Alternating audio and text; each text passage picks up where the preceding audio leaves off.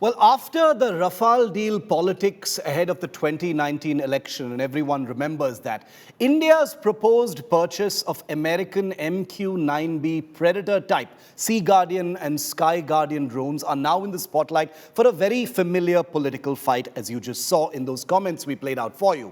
Well, once again, it's the Congress party that has latched on to India's intended purchase of these advanced armed drones to insinuate that corruption and malafide is the bedrock of this upcoming deal. It's a dirty drone deal, says the Congress party, raising many questions. Now, right at the outset, let me say that questions regarding government decisions, especially on defense, are important and must be asked. As a democracy, discussions and transparency on defense deals is critical, especially given India's torrid history with defense scams and corruption.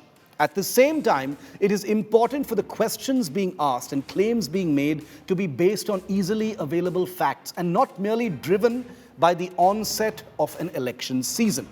Now let's look at each claim or allegation being made and what the reality of factual position as we know it actually is.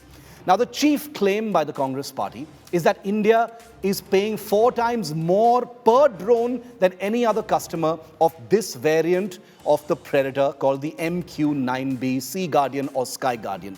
Now, the figure of $3 billion has been taken from press reports which have been running since at least 2017 and reflect a proposed value put forward by successive US governments, including the Obama, Trump, and now Biden administrations. To be clear, India has not yet, I repeat, not yet signed a deal with the United States. The Ministry of Defense here has accorded something technically called acceptance of necessity, or AON, earlier this month, which basically clears the decks for onward negotiations on this proposed $3 billion value put forward by Washington. In a statement on June the 25th, even before the Congress made this attack, the MOD had said that this acceptance of necessity noted the estimated cost of over $3 billion provided by the US government. However, the price will be negotiated once policy approval of the US government is received. Now, the Ministry of Defense will compare the acquisition cost with the best price offered by General Atomics, that's the company that makes these drones, to other countries. Now, the procurement is in progress and would be completed as per the laid down procedure, says the MOD, which means negotiations have not started, they will continue, and the MOD says they will match the prices to which they've been sold to other countries before arriving at a deal, if at all. Now, the Indian effort will be to drive down this price that's been quoted by the US, not because of the politics, not because of the Congress's claims, mind you, but because the cost of these drones is precisely why no deal has been signed by the Indian government since way back in 2016, when India first expressed interest in purchasing Predator-type drones from the United States.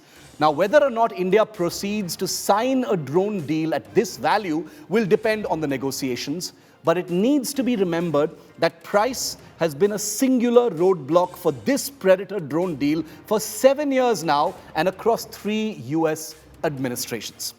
Now let's come to the second claim being made by the Congress party, that the MQ-9B Predator-type drone has outdated technology.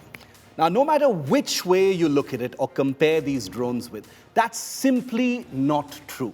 Now, MQ-9 variant drones remain the cutting edge of the American drone fleet. Some of them are being replaced with higher technology drones. But did you know that since 2020, 2 of these drone types have been leased and operated from here in India by the Indian Navy? Apart from the huge leap in capability that they've given our defense forces in terms of prolonged surveillance over a day and excess of a day, just last month, they were used over the Coco Island in the Bay of Bengal when a Myanmar official visited that island, which is seen to be controlled by China. They've also been used extensively to keep tabs on Chinese positions during the ongoing standoff in Ladakh. You can balk at how costly these drones are, and they are very costly. You can debate over whether India really needs them. But to call them outdated technology only harms the credibility of anyone making those claims. Now, the third claim by the Congress party is that the Indian government is pouring far less money into homegrown drone projects like the Rustam and Ghatak projects while preparing to pump billions into a foreign economy for comparable technologies. First off, India has the dubious distinction of being the single largest importer of weapons in the world. It's a terrible reputation, but it's one that it has had for decades together. It is not something new, and there are many different reasons for that. I will go into that in a separate show. But viewer, a part of this argument speaks to me very strongly, because as a strong proponent of indigenous weapon development myself personally, I believe that India's homegrown military programs need exponentially more attention than they've been getting for years. I agree that India's local drone projects require a much more committed push, including a corporatization of our defense research and development programs that bring in the private sector and our private sector giants in a huge way. But the reality is, India's drone programs, our own, are nowhere near ready for the kind of capability that India needs in the near term for the many challenges it faces. It is precisely the kind of bad planning and short-sightedness across administrations that has resulted in India's massive surveillance and air defense gaps, permitting our adversaries to conduct increasingly more daring ventures into our areas of responsibility over land and sea. The fourth claim by the Congress is that there is no transfer of technology in this intended drone deal.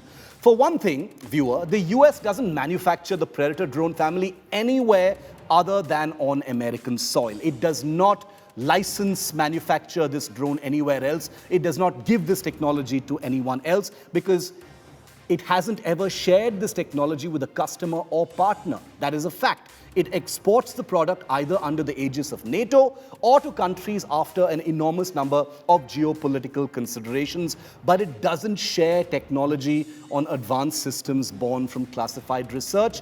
That has been a long-standing policy of the United States. Now, this isn't uncommon and has been the case with several military systems acquired by India from abroad. We simply buy them, we don't get the technology, and then we are saddled with even more imports. It's the cycle we've spoken about many times before. However, what must be said is that while the US has offered to locally produce components of these drones valued at about 8 to 9% of the deal, reports now suggest that India is pushing for a higher degree of localized manufacture of these Predator drones, up to 15 to 20% of the value of the entire drone. So that's about double of what the US is proposing. Like I said, negotiations are currently on to drive down the price and drive up the localized manufacture component. And as I said at the start, India may well sign a deal at the value that's been quoted, $3 billion or in excess, or it may succeed in driving down that price.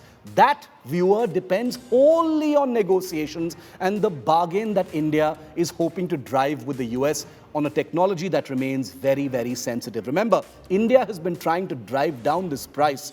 It has been a roadblock for 7 years and counting.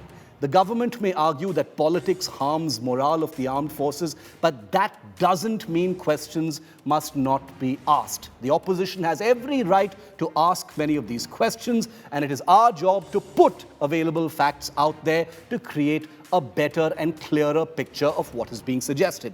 Will this current heat force the Modi government to go slow on a drone deal ahead of an upcoming election? Or can the needs of India's defense forces be de-linked, not from politics, but from electoral compulsions? The next 10 months will tell the full story.